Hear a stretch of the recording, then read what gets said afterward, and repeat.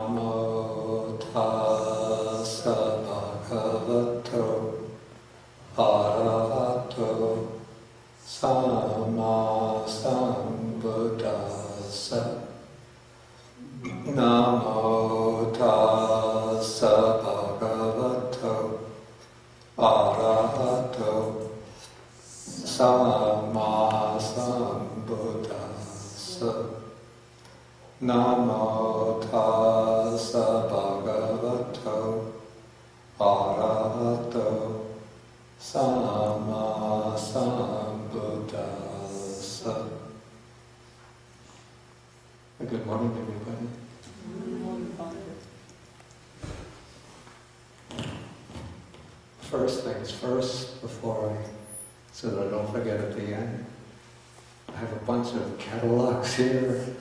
It's the Omega Institute, Wisdom Publications, another Omega Institute, some other center for retreats, Open Center, New York City, and I'm still trying to push L.L. Bean's clothing, and shoes for crews, good sturdy shoes. Cheap. So please, if you're interested in any of these, pick them up at the end.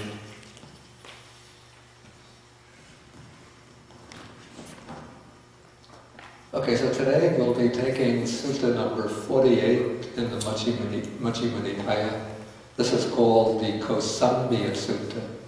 It's the sutta spoken near the city or at the city of Kosambiya. And this sutta has a very different flavor, a very different purpose from the sutta that we studied over the past couple of weeks. Whereas that sutta, the Chula was concerned with a kind of subtle and deep analysis of points of Dharma or of doctrine. This sutta is concerned largely with how to bring a community of people together to live in peace and harmony. Because the Buddha wasn't just an individual teacher who taught wandering ascetics who would then learn from him and then go off and live on their own. But the Buddha took a rather innovative step amongst the contemplatives of his period in that he established a full-fledged order or community, monastic community.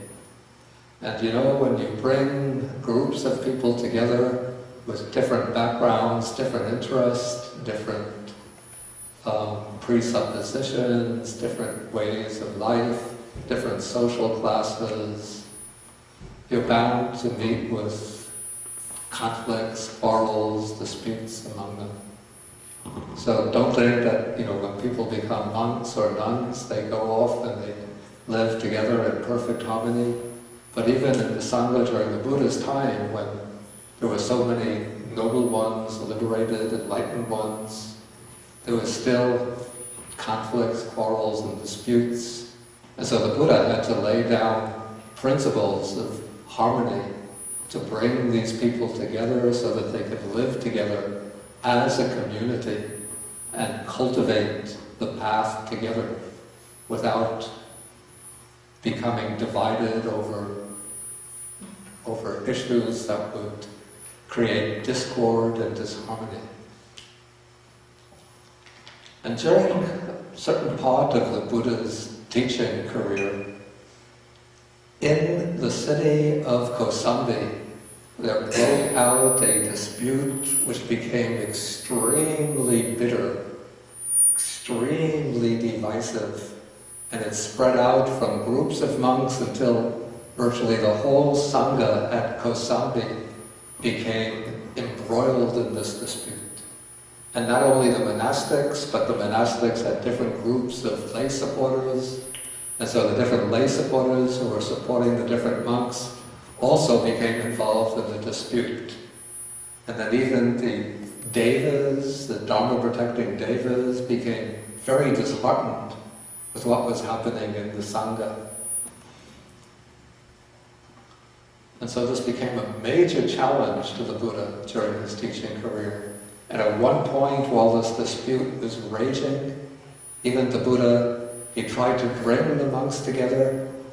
He didn't succeed, and he just turned his back and walked off and went to live in solitude.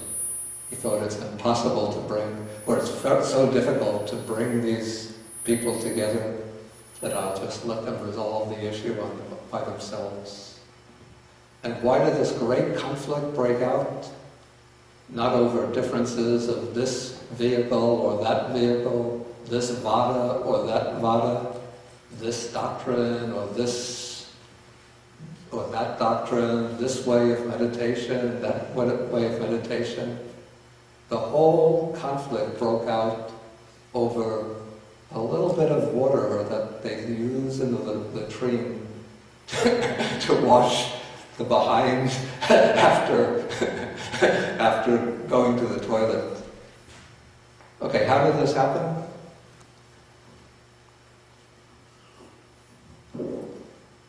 You see, in India during the Buddha's time, even today, people after defecation, they don't use toilet paper, but they use the water to wash the back.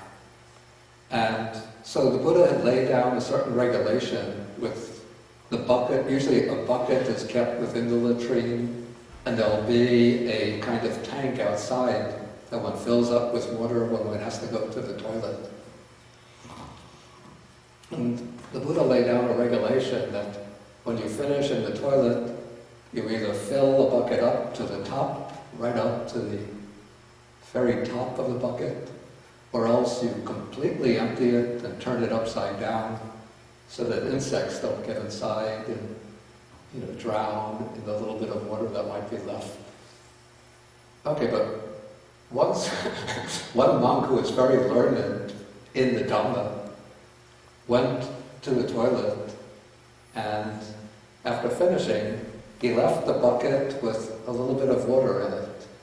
Then right after him, another monk who was an expert in the Vinaya, the rules of discipline, went to the same latrine, and he saw the bucket of water with a little bit of the bucket with a little bit of water in it.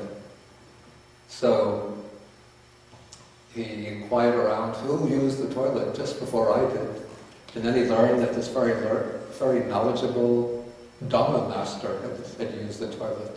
So he went to him and said, "Do you know you're not supposed to leave water in the bucket when you finish? You have to either fill it and leave it for the next person, or empty it completely."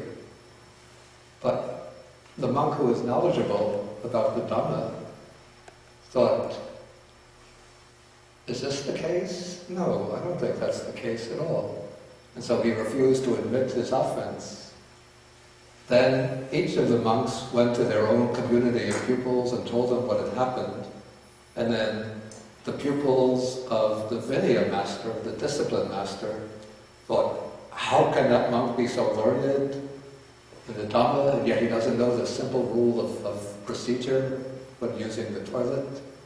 And so his followers became upset with the Dhamma master.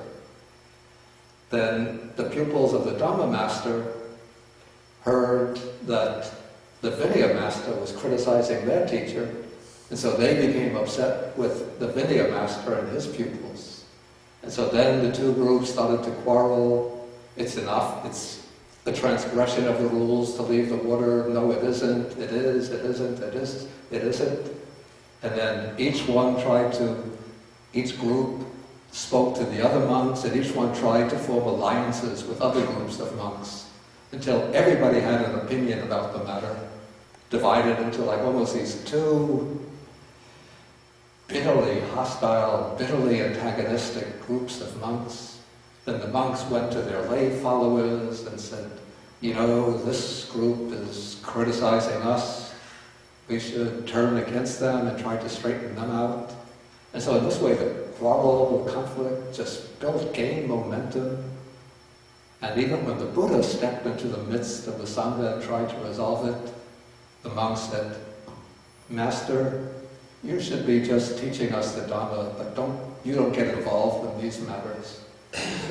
It's a little bit like, this is a matter, you're supposed to be the great spiritual giant, so let us settle this quarrel by ourselves without you sticking your nose into this matter.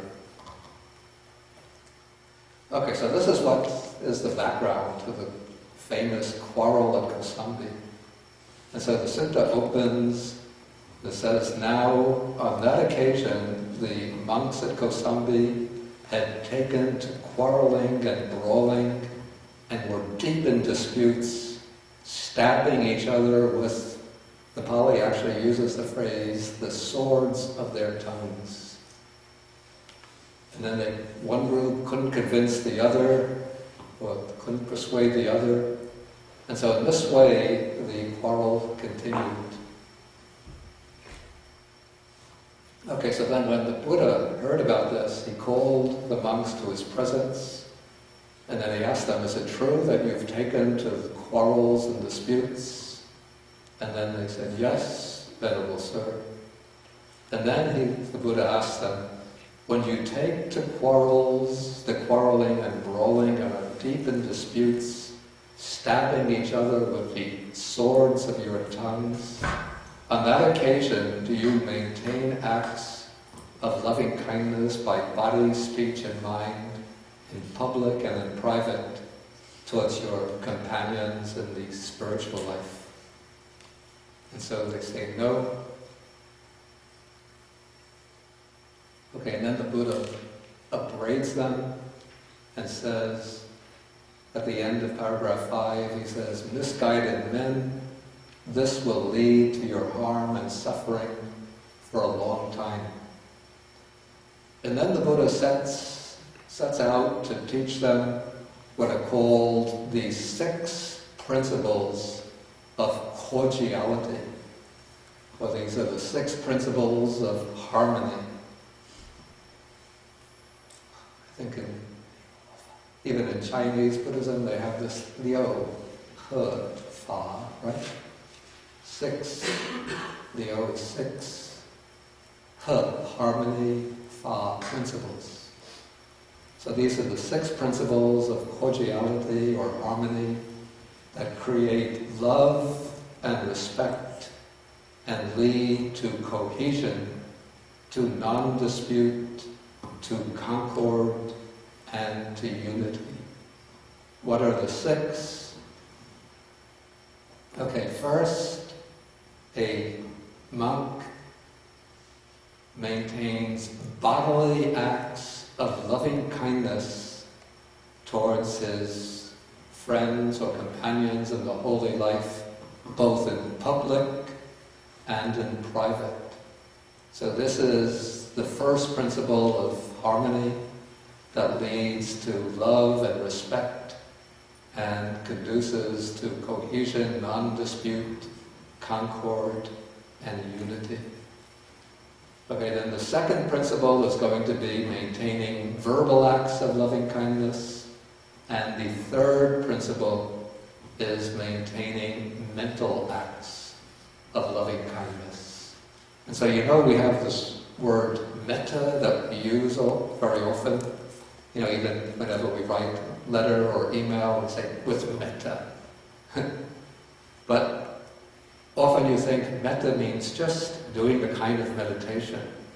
But here we have 3 ways of acting. All of them are qualified as ways that are governed by loving kindness. So the Pali actually uses the expression mettam kaya kamam.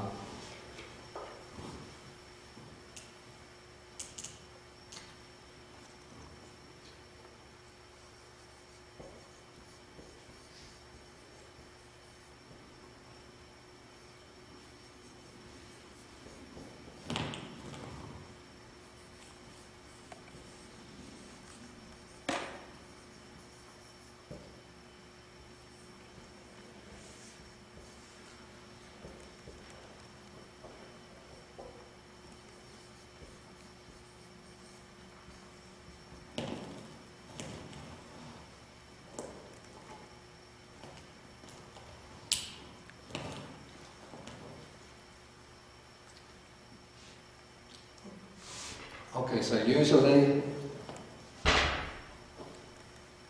before one starts to, can you see?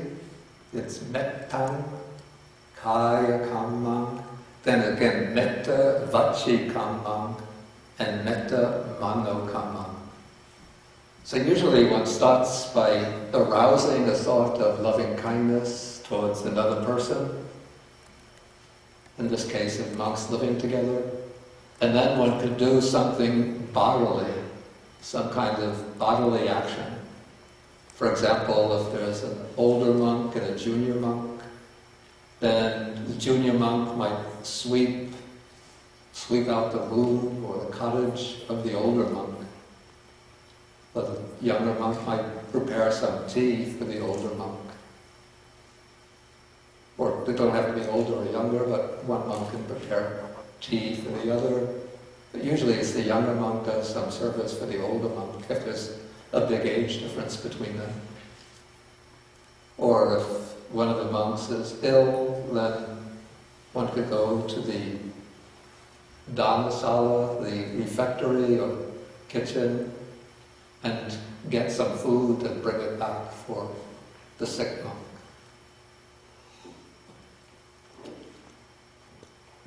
So like over the past few months, Venerable Kemaratana here, he's been staying with me in Taisho Hall, so especially during the cold days of the winter, early in the morning, even when it was dark, not yet fully light, when it's time for breakfast. So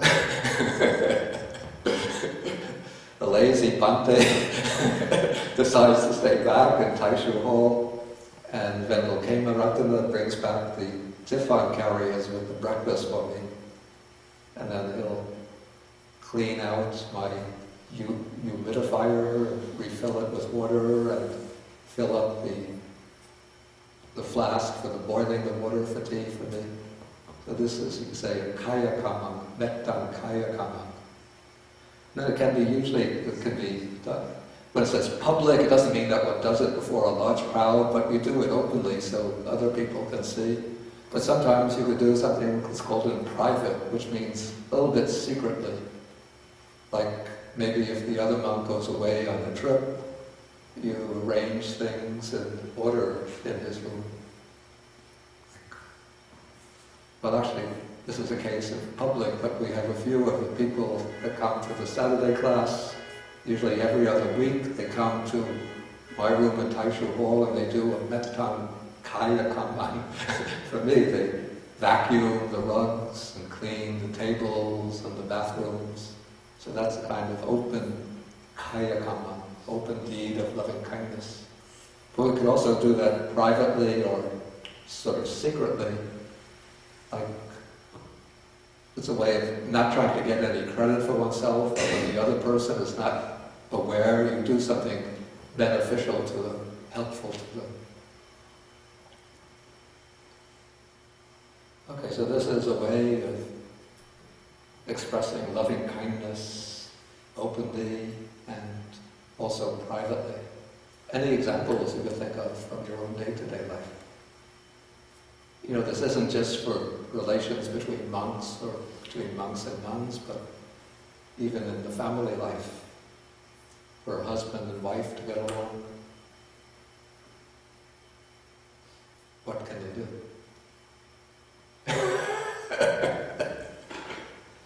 Yeah. My husband, I have a slow leak in one of my tires, so my husband put air in the tire for me this morning. Maybe take the microphone.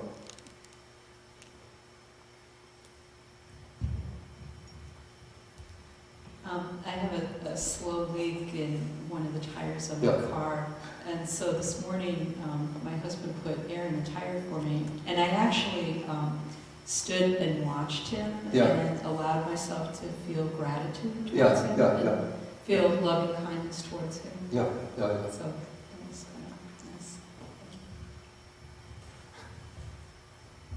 nice. There is no bucket in my home's toilet, but the toilet papers is always there. Yeah.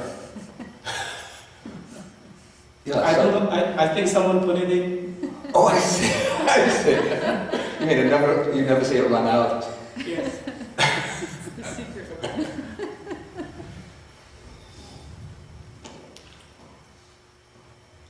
Okay, so even... Did you have your hand up, Richard? There's a wonderful poem by Robert Hayden in which he's reflecting on the fact that his father always used to wake up early on Sunday mornings and polish his shoes as well as his own. Right? And he's remorseful, thinking about his ingratitude to his father. Yeah. The last line of the poem is, what did I know? What did I know of love's austere and lonely offices? Mm-hmm. Yeah, very good. Okay, so you can say that parents are always performing deeds of loving kindness for their children, usually openly, but on Christmas there's a kind of secret deed of loving kindness when the children come down and then they see under the tree piles of presents and then they think Santa Claus is. The children are told that Santa Claus has left them here. So then the children are grateful to Santa Claus. Okay, so then comes verbal deeds of loving kindness, both in public and in private.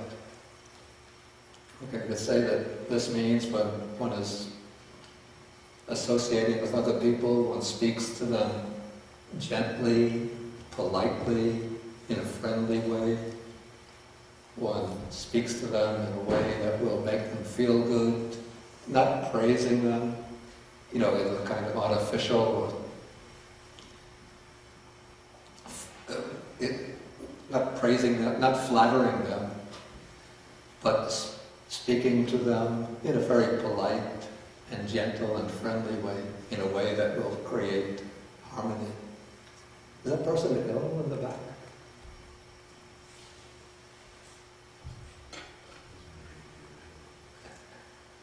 Are you not feeling well? Okay, it's better to sit up when listening rather than to lie down, unless you're ill. Okay, and then verbal acts which are performed privately or secretly, what would you think that consists of?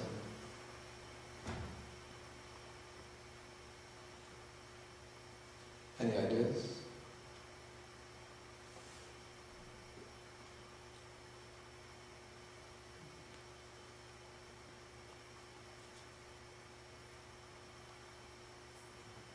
Neil, did you have some?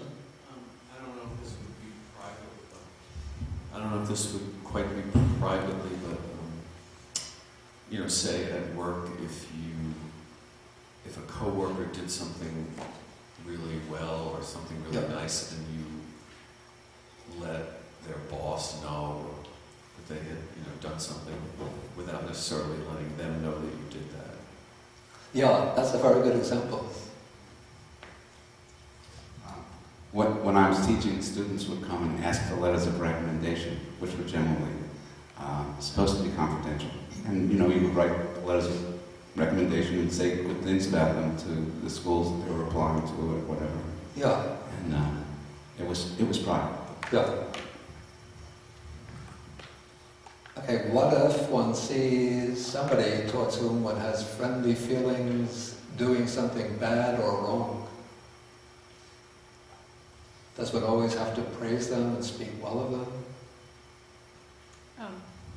To point that out with loving kindness. Exactly. I'm a psychotherapist, and so I'm often in that position where I might be speaking, and I work at an agency, so it's a group treatment program, so there's opportunities for my patients to engage in unskillful behaviors. Yeah. So then I see it as my responsibility to point that out to them, but really with love. Yeah, exactly.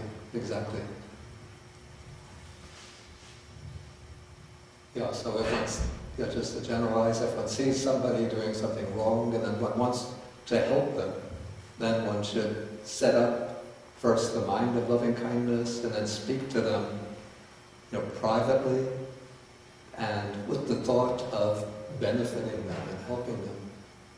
But usually when people see one person doing something badly, what is the sort of natural inclination of the mind? What is the natural inclination? Aversion. Aversion, but then what do they do? What's the... Critical. Criticize. To the person privately with the mind of loving kindness? Not usually. Right? So what do they usually do? Usually it's more public with, well, not with loving kindness. Yeah. Because usually we join on to that no, including them. Yeah. Yeah. Usually we engage in something called backbiting. Yeah. Did you see what that fellow did? You know, it's shameful, disgraceful.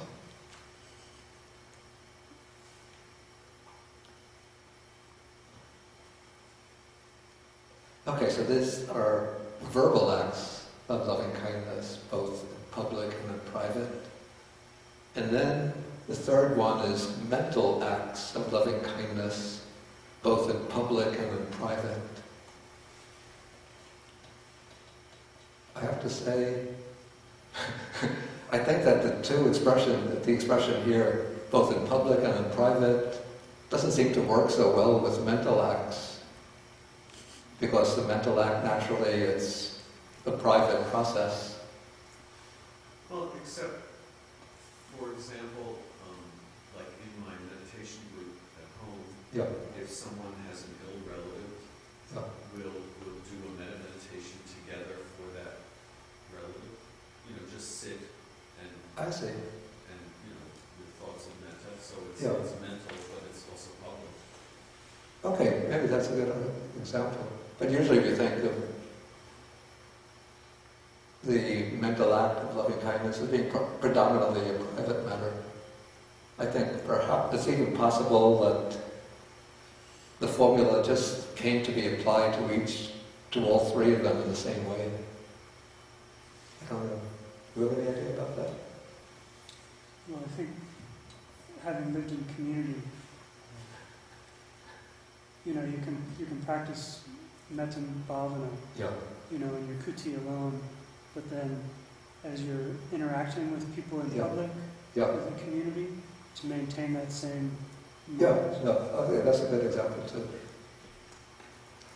Okay, so the first three principles of harmony and respect are all three of them based on loving kindness, applied to the three modes of action: bodily action, verbal action, mental action.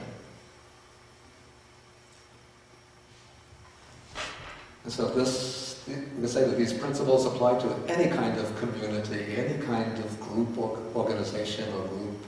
When you bring people together, what you have to, in order to maintain the harmony of that group, one has to encourage all of the members to act, speak, and think motivated by loving kindness, which means to wish for the benefit and happiness of all of the members and for the group as a whole. Okay, now we come to the fourth principle of harmony and respect. This is that the monk uses things in common with his virtuous companions in the spiritual life without making reservations, or without holding back, without discrimination and bias. But he shares with them any gain of a kind that's been righteously obtained, that's been obtained in accordance with the Dharma, even the mere contents of his alms bowl. And so we have a principle in the Sangha that, whatever is provided to the Sangha should be shared ideally equally with everybody. And so like yesterday at lunchtime, a bag of these kind of crackers had been offered to the monastics, and then Venerable Jishu, she was distributing them to all of the monastics at lunchtime. And then she came to me and she was giving to me, and I don't care for them so much. So I said, I don't really care for them. But she said, I have to give. She used the Chinese expression, bu xiao bu duo, not too little, not too much. So everybody has to get the same amount.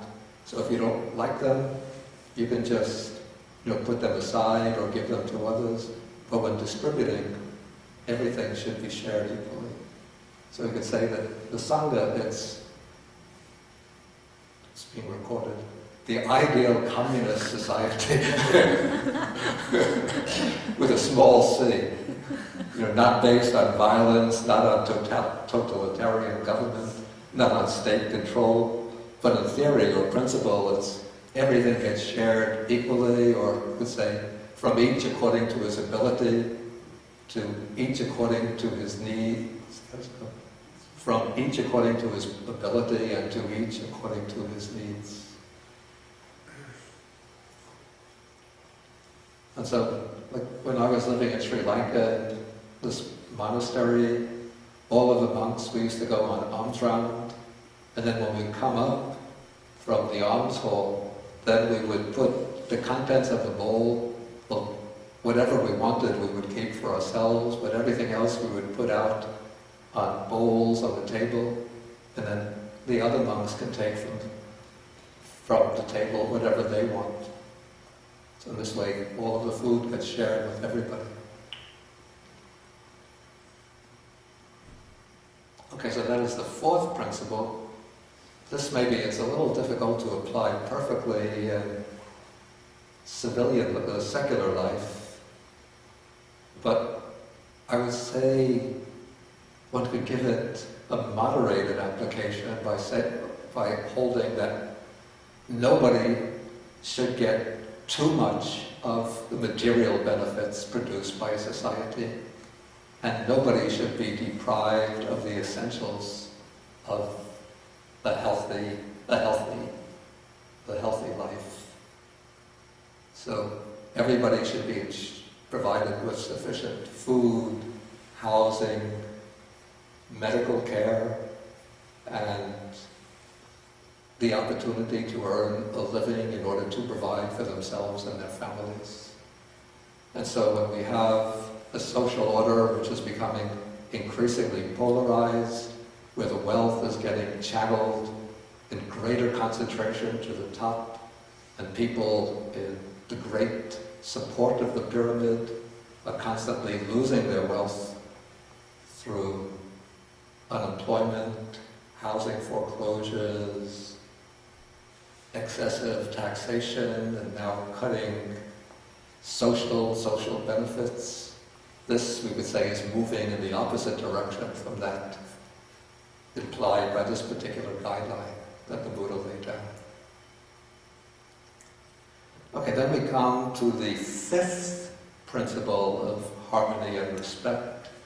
Here, the monk dwells both in public and in private, possessing in common with his fellows in the spiritual life those virtues, here the word is sila, the guidelines of proper conduct, that are unbroken, untorn, unblotched, unmuddled, which are liberating, praised by the wise, which are not wrongly grasped, and which are conducive to concentration.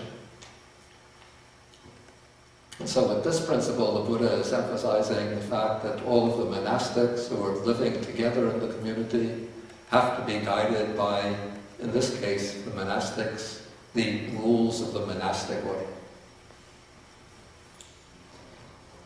And so when some monks are violating the essential rules and others are observing, then it leads to disharmony and to the arising of factions within the community.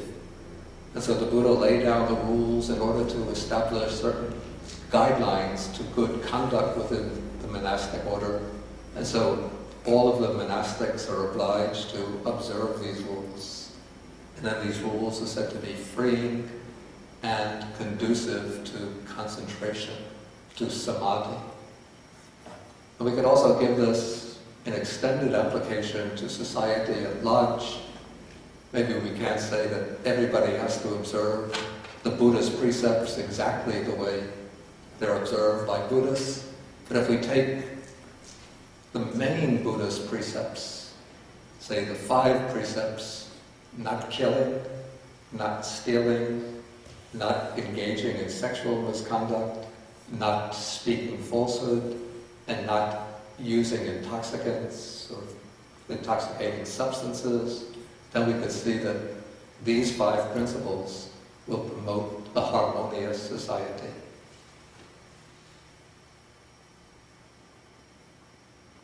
Doesn't that seem to be the case?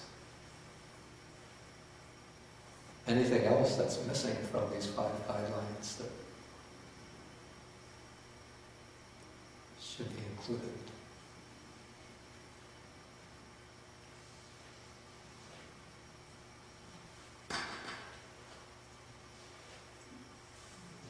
I think there has to be an active component as well, which has to do with...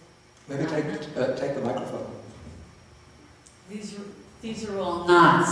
I think there should be a should. Okay, that's good, yeah. Yeah. And how, would you give some examples of that? Well, helping a person cross the street who seems confused. Okay. Or, I don't know, helping a friend in the hospital with something the hospital hasn't thought about. Yeah. But doing something active. But I think we could say that all of these active ways of conduct can be comprised under metta and kaya karma, loving acts of loving bodily acts, loving verbal acts, loving mental acts. Right. Well, but you're listing these precepts. Yeah.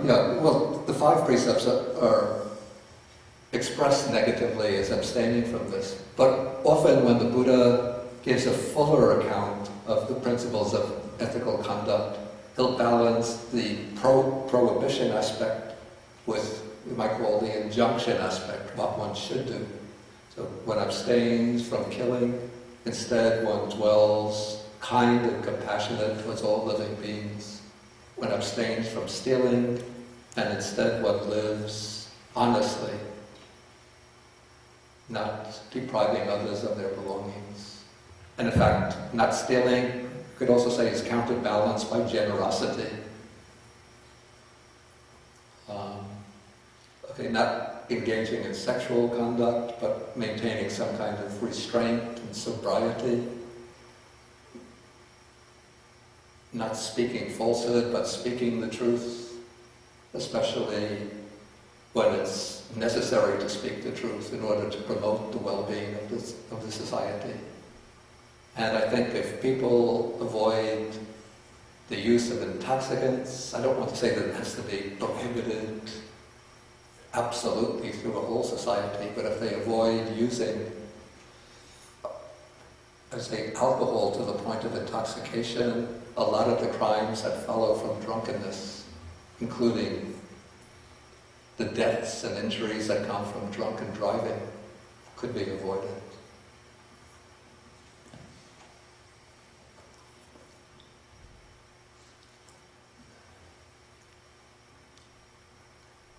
Any other examples? Richard? Yeah, maybe if you pass the microphone back.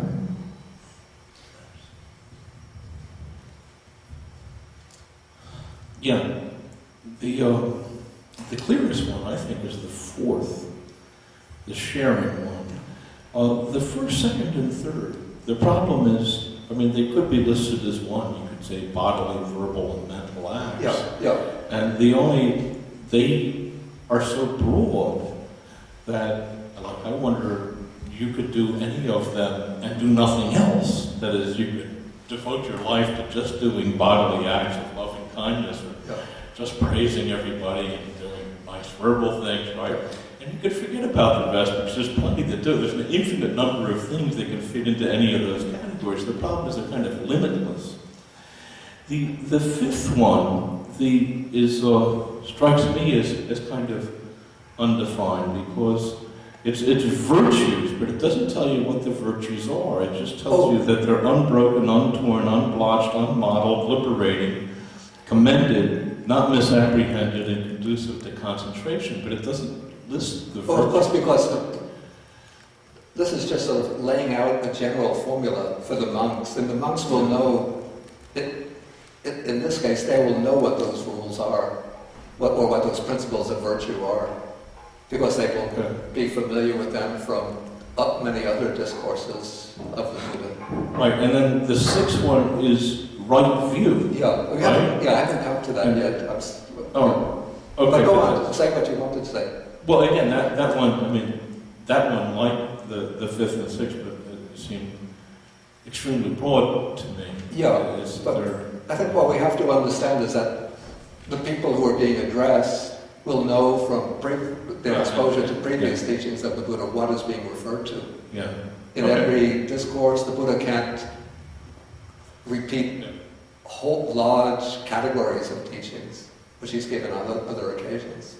Okay. David, back in the back. I'm struck. Somebody once wrote a book. I don't know who wrote it. It was Everything I Need to Know I Learned in Kindergarten. And I'm thinking that a lot of this is the kind of thing that you would teach kindergarten children. Yeah. You know, to be nice and to share and, Yeah. and not to say nasty things and stuff like that. So it's at that level. Yeah. So it's a lifetime kind of lesson that one learns. The other thing is these things all seem to be part of that eightfold path. They're very related, are they not? Right view, right intention, right speech, right action. Yeah, of course there are like close connections between them, though. I was wondering if that's what he was trying to get them to think about or to get back to. I don't think in this case that the Buddha is specifically trying to expound the Eightfold Path in an indirect way. Because the Eightfold Path, let's say the Eightfold Path, the emphasis is pretty much on one's own individual practice, even though some of those factors involve how one relates to other people, like right speech, right action, right livelihood, particularly. But here the Buddha is laying these down more as guiding principles for people who are existing in a community which has already been established, and to show them how they should behave in relation to others in order to preserve and promote the harmony of that community, and so that all of the members of that community will be contributing to the well-being of the other members, as well as to the cohesion of the group as a whole. Okay, then I just want to come to the last of these, the sixth of these, which has already been alluded to. So the monk dwells both in public and in private, possessing with his companions in the spiritual life that view that is noble and emancipating and leads one who practices in accordance with it to the complete destruction of suffering. So here the Buddha, as you mentioned, doesn't specify what the content of that view is. But from other occasions, the monks will know pretty much that it's referring to things like the view of, especially the view of the Four Noble Truths, and then the subordinate aspects of that, or other principles connected with it, the three characteristics, dependent origination. So this is the view is called noble, because it's the view which is especially characteristic of the noble person. Person who's reached one of the degrees or stages of enlightenment. It's emancipating, niyanika, it leads outwards to liberation, and then it leads one who practices in accordance with it to nibbana, here called the complete destruction of suffering.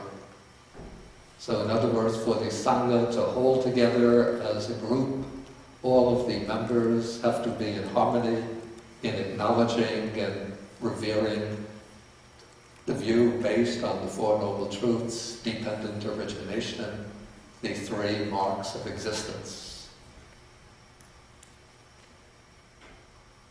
in a way, this principle is difficult to apply to a society multicultural, multi-religious, multicultural,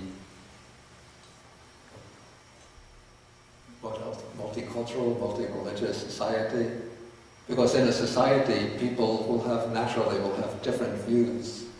But what principle can we propose to hold the society together, the large civilian societies? Tolerance. Exactly, that's exactly the word I was thinking about. Tolerance and respect for other views and for those who hold other views. So that one will respect the freedom of others to believe as they feel inclined to believe and to practice in accordance with their beliefs. But should there be any limits on that tolerance? Yeah. If people are engaging in harmful acts, we Yeah. should not tolerate that. But what if I follow a religion or religious system which requires human sacrifice on a particular day of the year? Every day I'm obliged to sacrifice a child, not from my own family, but from another family. Of course, we can't allow that. Any other thoughts about this principle? You won't? I think this is only possible in theory, not possible in practice. Yeah. How do you tolerate the culture that practices intolerance? Do you tolerate a culture that practices intolerance? I would say that one has to, this is more a matter for legal scholars than for a monk to comment on. But the way I would address that is by saying that, okay, if somebody is intolerant, of course one has to allow them to, they can disparage the views and religions of others verbally. One can't prohibit them from doing that, but one should prohibit them from taking any kinds of from acting in any way which will prevent others from practicing in accordance with their faith, with their beliefs. For example, burning down the churches or temples of others, prohibiting people of a different religious belief from publishing and distributing their religious literature, prohibiting others of different religious beliefs from preaching and expounding their teachings. I understand what you're saying. It's just the current case about the Fifth Amendment right. Yeah. Or actually, this is The First Amendment yeah. right upheld. I understand the principle behind it, but as a society, are we saying that only bodily harm is harm? Verbal harm is not harm? Are we saying that while we're saying that parents should not mentally abuse their children, it's much harder to prove that. Yeah. And so I think all these are nice in theory, but in practice, it's not. I don't think it's possible to really practice this idea. Yeah. Anyway, this is a matter that will require discussion. Now I'm going to have to conclude the class today a little bit earlier because today is the new moon day, and so the nuns will come and they will perform the offering ritual. And so we'll have to end today. And then right after the lunch I have to go to the airport to go to California. And so we won't be able to have a discussion group today. But we'll have our next class, I think it's March 26th. And so we'll deal with the second part of the sutta on March 26th. Okay, so let us end with the sharing of the merits. So I'll go directly into the recitation. Akasata chabumata deva naga mahitika punyanta nanumoditva chiran rakantu sasanam. Akasata chabumata deva naga mahitika punyanta nanumoditva chiran rakantu desanam. Akasata chabumata Deva naga mahitika punyanta anumoditva chiran rakantu mam param etavatacham hehi sampadam punya sampadam sabbe devanumodantu sabbe bhutanumodantu sabbe satanumodantu sabba sampati siddhya Pavagupadaya vichitato etantare satakaya upapanna rupya rupicha sanya sanino dukha pavuchantu pusantu nibuti. We can stand and end with 3 bows to the Buddha.